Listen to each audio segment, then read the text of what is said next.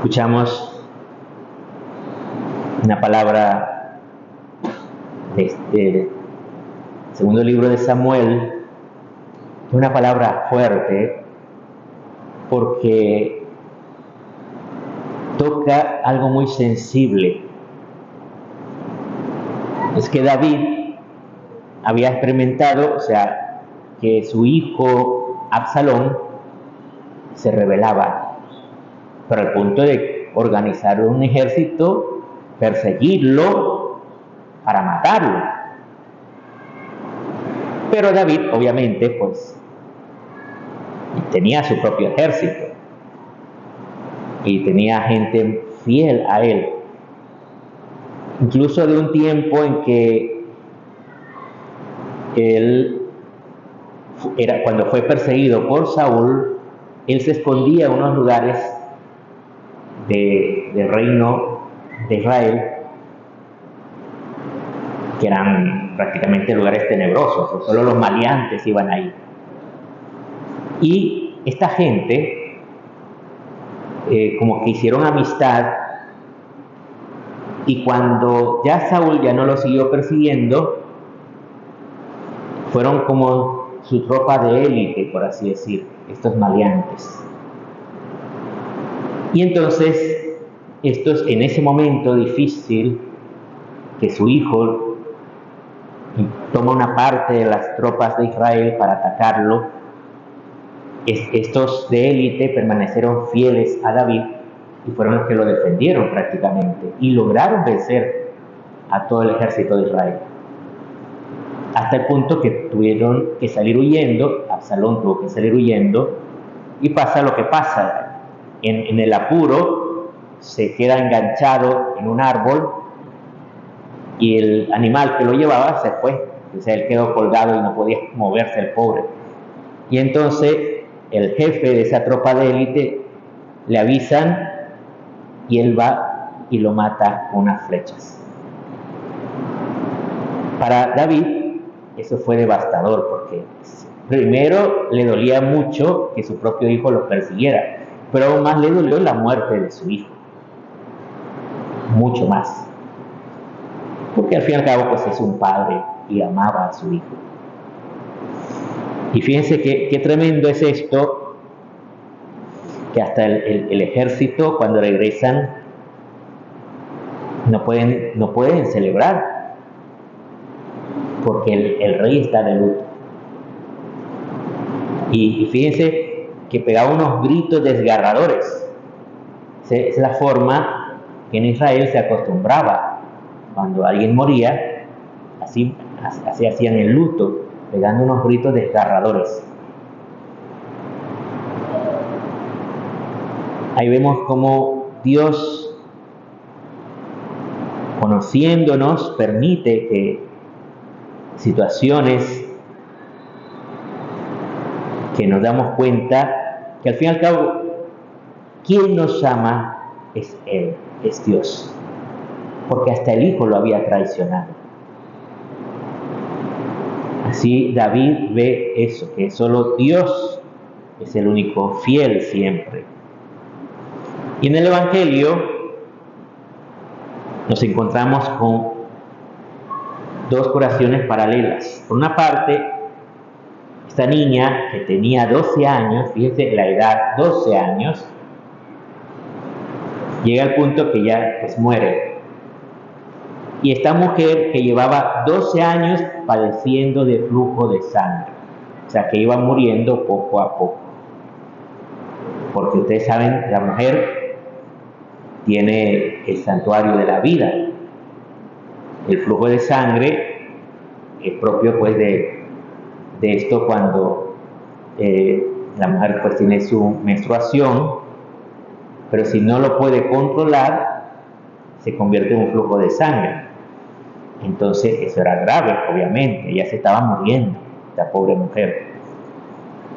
Pero tiene la idea diciendo, al menos que toque el manto y quedaré sana, porque ella no podía acercarse a Jesús, no podía tocarlo a Él, porque entonces ella estaba impura, porque al derramar sangre hay una impureza legal, tocándolo a él, se lo haría impuro a él. Sin embargo, ella cuando lo hace, Jesús lo siente. Jesús lo siente que sale una fuerza de él. Se da cuenta que alguien ha pedido, ¿verdad? Y a través de él llega esa sanación a esta mujer. ¿Por qué él insiste para darle una palabra de consuelo a la mujer?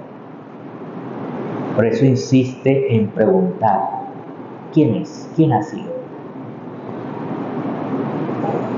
Cuando ella lo reconoce, está asustada, porque sí sabe que al tocarlo, pues podía dejarlo impuro. Pero obviamente a Jesús no lo puede dejar impuro, porque Él es Dios. Entonces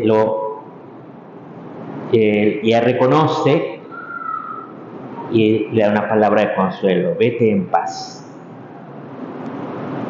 Lo mismo con la niña. Cuando llegan a la casa, ya está muerta. Y entonces están gritando. Esa era la manera del duelo, como había hecho David, ¿se acuerdan? Estaba gritando. También estas personas están gritando así por la niña. Esa era la forma de hacer el duelo. Y cuando él dice, no, es que ella no está muerta, está dormida, hasta se ríen de él. Y él dice, los echa fuera y se queda solo con el padre y la madre. Y le dice, contigo hablo, niña, levántate.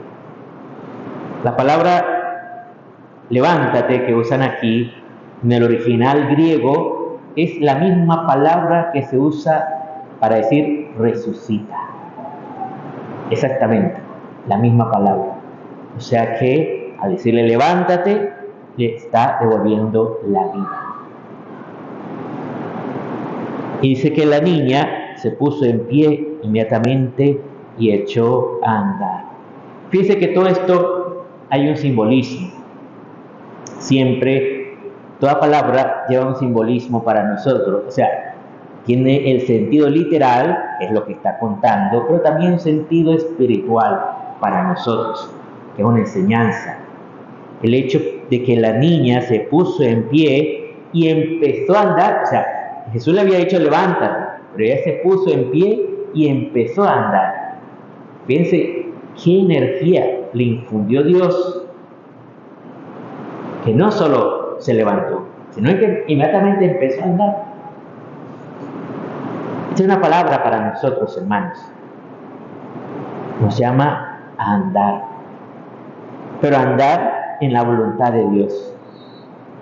Fíjense, el domingo a mí me llamó mucho la atención una palabra de San Pablo que decía cómo vive un soltero según Dios.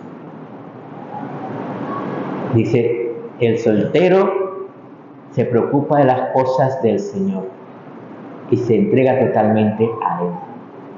En cambio, el casado tiene que dejarse a las cosas del mundo porque tiene familia, tiene que cuidar de eso. Y la soltera también dice, se dedica a las cosas de Dios y se entrega enteramente al servicio del Señor. Aquí no está hablando de una persona consagrada, no está hablando de que alguien que hace votos de virginidad o de castidad o no sé cuántas. No, soltero o soltera. O sea, la mujer sin marido, dice. ¿A qué se dedica? Pues si es cristiano, pues a Dios. Se entrega totalmente a Dios. Y este es el punto de echar a andar. Este caminar significa ponernos al servicio de Dios. Y entonces le dice que le den de comer. Claro, la niña tiene que comer, ya lo normal, porque está viva, necesita comer. Pero también, para nosotros, ¿cuál es nuestro alimento? Nuestro alimento es la Eucaristía. Es el alimento. No tenemos otro. ¿Cierto? Tenemos el alimento físico de cada día, pero nuestro alimento espiritual es la Eucaristía. Y es algo fundamental en la vida del cristiano.